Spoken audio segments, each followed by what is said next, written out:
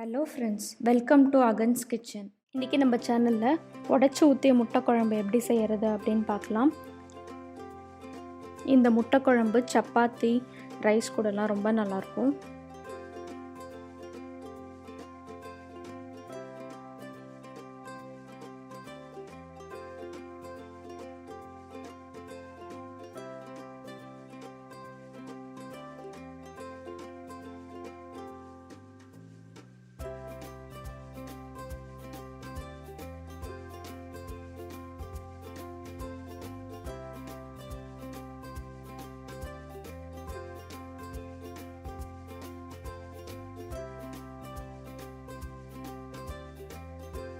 ஒரு மிக்ஸி ஜாரில் 1/4 கப் அளவுக்கு தேங்காய், துருவின தேங்காய் எடுத்திருக்கேன்.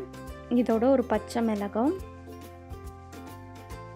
1/2 ஸ்பூன் சோம்பு, 1 கப் அளவுக்கு தண்ணி சேர்த்து ஃபைன் பேஸ்ட்டாக அரைச்சி எடுத்துக்கோங்க. தேங்காய் கூட கொஞ்சமாக கசகசா கூட வச்சு அரைக்கலாம். நான் தேங்காய் மட்டும் தான் வச்சு அரைச்சிருக்கேன். இப்போ இந்த குழம்பு எப்படி பண்ணுறதுன்னு பார்த்துடலாம். ஒரு வானலில் 4லேருந்து 5 ஸ்பூன் எண்ணெய் சேர்த்துக்கோங்க.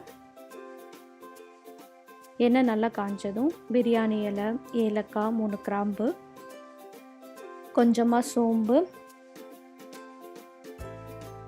கொஞ்சமாக கருவேப்பிலை இதெல்லாம் சேர்த்து நல்லா வதக்கி விட்டுக்கலாம். இப்போ இதில் சின்ன சின்னதாக வெட்டி வச்சுருக்க ஒரு வெங்காயத்தை சேர்த்துக்கலாம். வெங்காயம் சேர்த்து வெங்காயத்தை ஒரு 3 நிமிஷம் நல்லா வதக்கி விடுங்க.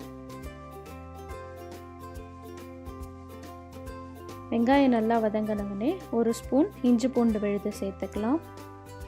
இஞ்சி பூண்டு விழுதோட பச்சை ஸ்மெல் போகிற வரைக்கும் இதை நம்ம நல்லா வதக்கி விடணும். இப்போ இதில் ஒரு தக்காளி சேர்த்துக்கலாம். தக்காளி சேர்த்து தக்காளி ஓரளவுக்கு ஸ்மாஷ் ஆகிற வரைக்கும் இதை வதக்கி விடுங்க. இந்த குழம்புக்கு தேவையான உப்பு, காரம் இப்போ சேர்த்துக்கலாம். தேவையான அளவுக்கு கல் உப்பு சேர்த்துருக்கேன். 1/4 ஸ்பூன் மஞ்சத்தூள், 1 spoon red chilli powder, 1/2 spoon கறி மசாலா தூள் சேர்த்துருக்கேன். சேர்த்து இந்த மசாலாலாம் அந்த வெங்காயம் தக்காளியில் நல்லா படுற மாதிரி வதக்கி விடுங்க. ஒரு 3 நிமிஷம் நல்லா வதங்கின பிறகு இந்த குழம்புக்கு தேவையான அளவுக்கு தண்ணி சேர்த்துக்கலாம். 1 கப் தண்ணி சேர்த்து கொஞ்சம் நேரம் கொதிக்க வைங்க.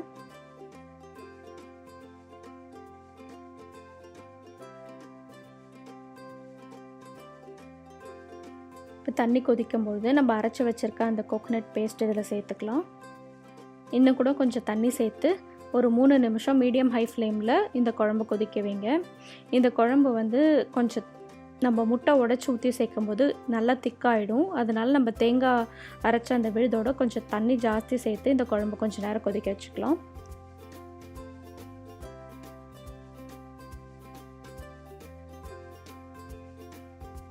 மூணு நிமிஷத்துக்கு அப்புறம் நம்ம முட்டையை உடச்சி சேர்த்துக்கலாம். முட்டையை உடச்சி சேர்க்கும்பொழுது கொஞ்சம் பொறுமையாக சேர்க்கணும். நான் அதில் 3 முட்டை உடச்சி சேர்த்துருக்கேன்.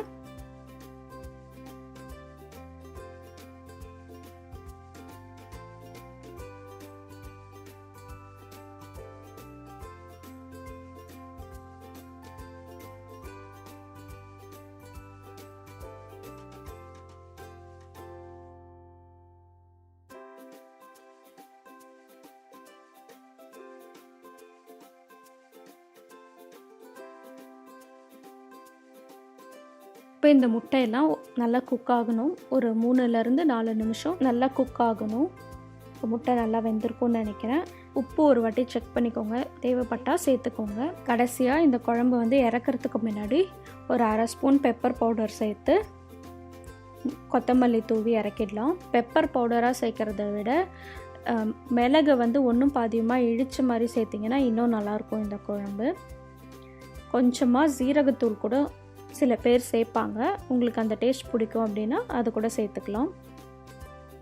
இப்போ நம்ம உடச்சி ஊற்றிய முட்டை குழம்பு தயாராகிடுச்சு. இது ஒரு 15லேருந்து 20 நிமிஷத்துக்குள்ளே டக்குன்னு செஞ்சிடலாம்.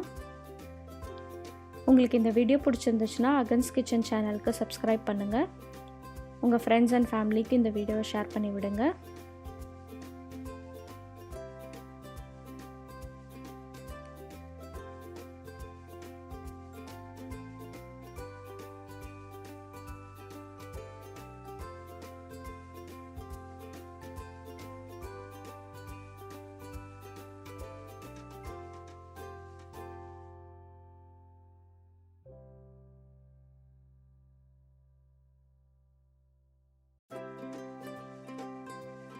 நீங்களும் இந்த ரெசிபியை வீட்டிலேயே ட்ரை பண்ணி பாருங்கள். தேங்க்யூ ஆல் ஃபார் வாட்சிங் திஸ் வீடியோ.